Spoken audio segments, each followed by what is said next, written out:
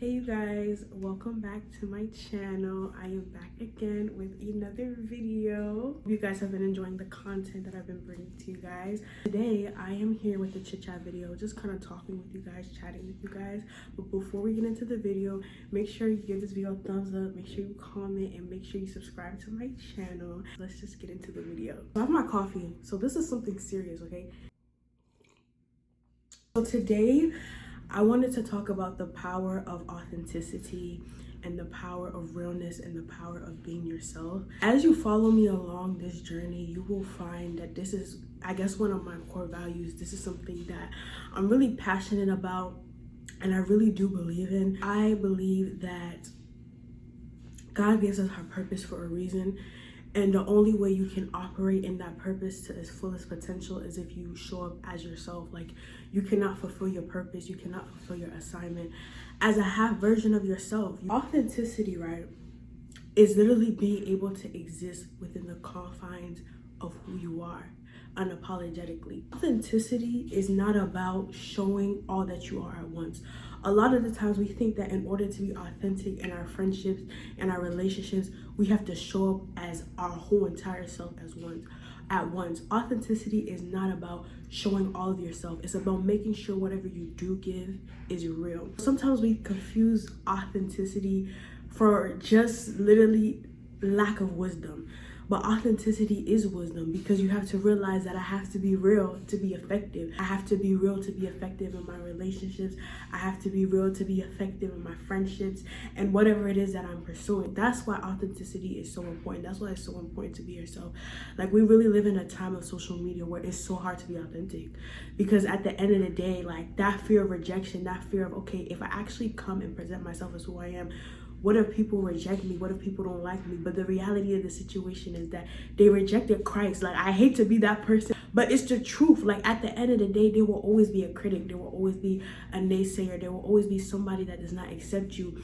That does not give you the permission to fake. That does not give you the permission to do half and half. That does not give you the permission to present a watered down version of yourself. So important to be authentic in everything that you do, whether it's social media, YouTube, friendships, like whatever the case may be. You have to be real. You have to be authentic. You have to be yourself, because that's where the power lies. Like, God did not create you to be some half version of someone else. Like, if he wanted you to be someone else, he would have made you somebody else. You exist in this body, if you exist with this mind, if you exist with this heart, it's for a reason. The enemy will try and make it seem like you're just randomized, but no, everything about you is literally purposeful.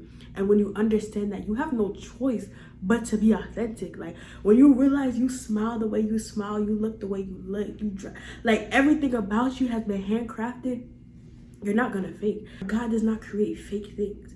He creates real things. He creates real people, and you deserve to be that person that is real. It is so hard to be authentic these days. It is so hard to literally be yourself. But I feel like as I get older, I just get to a place where I'm just like, I don't have time to waste. Like, not everyone will be pleased.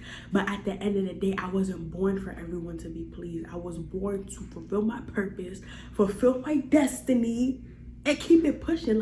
And you have to be able to exist in that mindset. You have to be able to have the confidence to be authentic, because authenticity takes confidence. Sometimes we forget that in order to reach to a place of self-love, you genuinely have to like yourself. Like, before we get to self-love, let's start at self-like. Do you like yourself? Like, do you like your smile? Do you like your personality? Do you like what comes with you? Do you like your mindset? Do you like who you are? You can get to a place of genuine acceptance, you will get to a place of genuine love. That's what love is rooted in. And sometimes it doesn't even start with love. Sometimes it just starts with neutrality. Sometimes it just starts with you saying, you know what?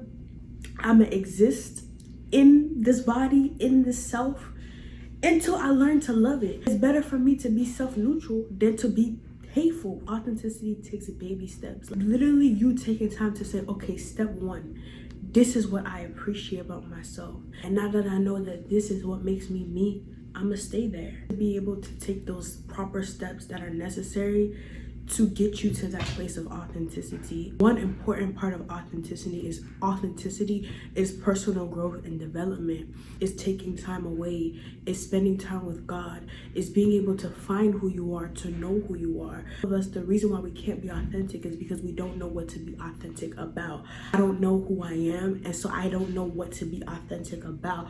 But when you spend time with God, when you spend time with yourself, when you are intentional about seeking your purpose, about finding yourself, about finding your niche, about finding, what God has called you to do, when you are intentional about yourself, authenticity is always going to follow.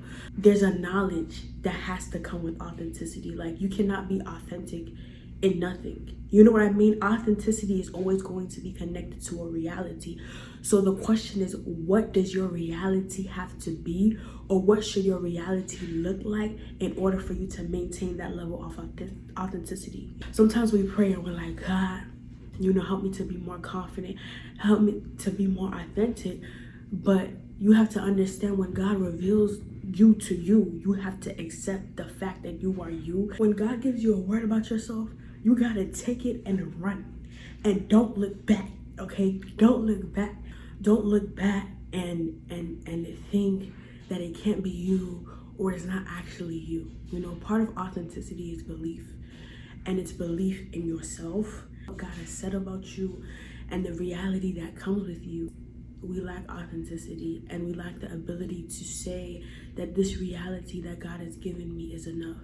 And I just want to let somebody know you are enough. Like, don't let anybody sit there and make you feel like you are not enough. Like, you are enough.